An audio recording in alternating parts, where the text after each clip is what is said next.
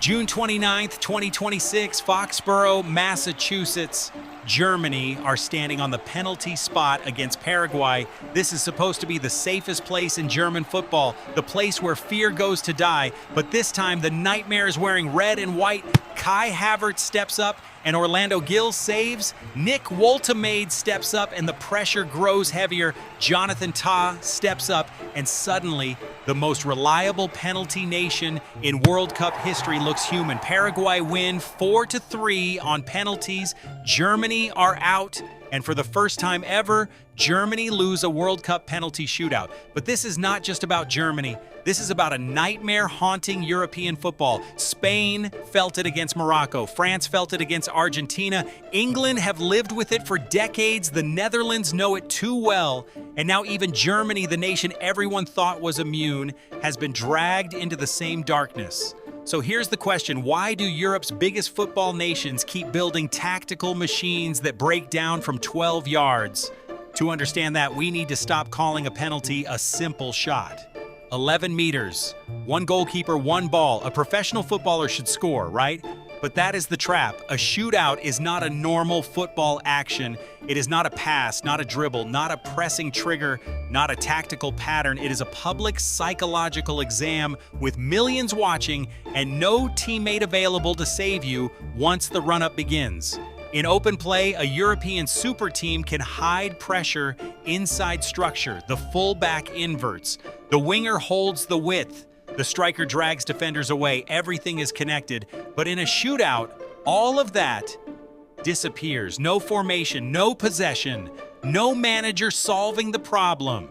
Just one player, one goalkeeper, and one decision that can follow him forever. That is why Paraguay beating Germany mattered so much. Germany had the ball. Germany had the shots. Germany had the territory. On a tactical board, that looks like control. But Paraguay understood something brutal. Control of the ball is not always control of the ending. They defended deep, protected the center, absorbed crosses, blocked lanes, and waited for the match to become emotional instead of tactical. That is the first secret of penalty trauma. Underdogs do not need to outplay giants for 120 minutes.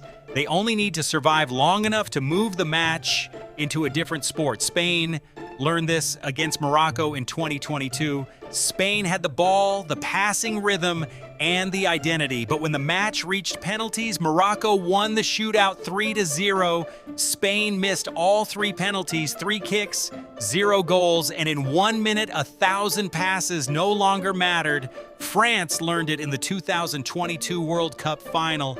Mbappe scored a hat trick. France came back from 2-0 down, but in the shootout, Argentina won 4-2.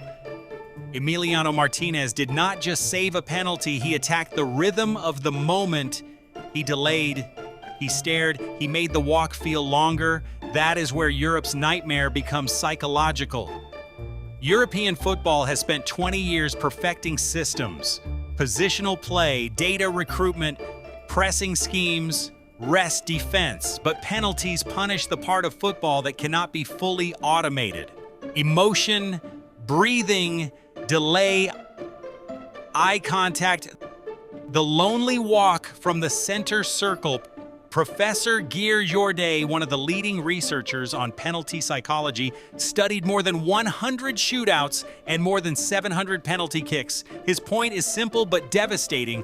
The best takers are not just technically good, they are specialists. They train the kick, the breathing, the routine, and the chaos around it. A penalty is not just about where you shoot. It is about whether your brain still obeys you when the stadium starts screaming. Now put yourself in the boots of a European player. You're not just taking a penalty, you're taking every newspaper headline tomorrow, every replay, every meme, every childhood memory of a previous national collapse. If you are English, you carry decades of penalty trauma. If you are Dutch, beautiful football can suddenly turn into cruel math. If you are Spanish, the nightmare is control without finishing. And if you were German before Paraguay, the nightmare almost did not exist. That was the myth. Germany did not panic. Germany calculated. Germany scored.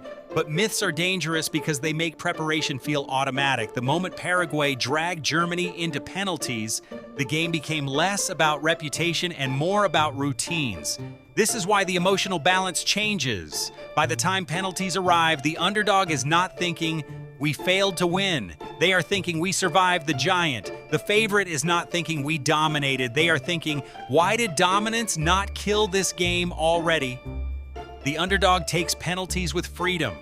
The favorite takes penalties with consequences. That is why shootouts feel unfair, even when the rules are equal. The ball is the same, the distance is the same, the goal is the same size. But the meaning of the kick is not the same. For Paraguay, a scored penalty is glory. For Germany, a missed penalty is disaster. This is the counterintuitive twist. The penalty shootout does not expose which team is technically better. It exposes which team can stay emotionally smaller than the moment. The great taker does not make the kick feel huge. He makes the huge kick feel ordinary. Same steps, same breath, same target, same strike. That is why elite penalty takers often look almost boring before they shoot. Boring is the weapon. Boring means the routine is stronger than the noise. And this is why practicing penalties after training is not enough. There is a difference between taking a penalty while teammates are joking behind you and taking one when a World Cup is waiting on your boot. Teams need pressure training, not just shooting practice. Add consequences, add waiting time, add disruption. Teach the taker how to restart his routine, breathe after the whistle, and own the ball before the goalkeeper owns the story. That might be the next tactical revolution. Not a new formation, not a new pressing trigger. A new way to train the loneliest action in football, because European teams are not losing shootouts because they lack talent. They are losing because talent is not the same as insulation. Insulation means protecting the player from the emotional weather around the kick. And in modern tournaments, that weather is getting heavier. Social media makes misses permanent. Slow motion cameras turn hesitation into evidence. National debates start before the player reaches the dressing room.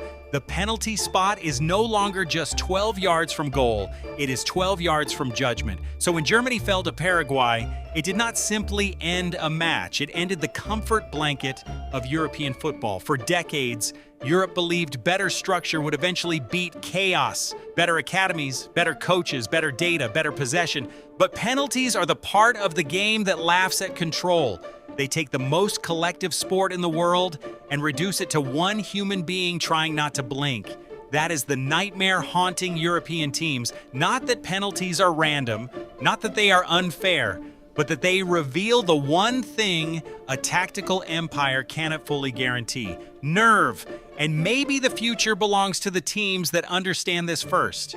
The teams that train the walk, not just the strike. The teams that treat the shootout not as a lottery, but as a second match hidden inside the first one. Because the next time a European giant controls the ball and still reaches penalties, the question will not be who had more possession, it will be who has more control when control disappears. And from 12 yards, that answer can destroy everything.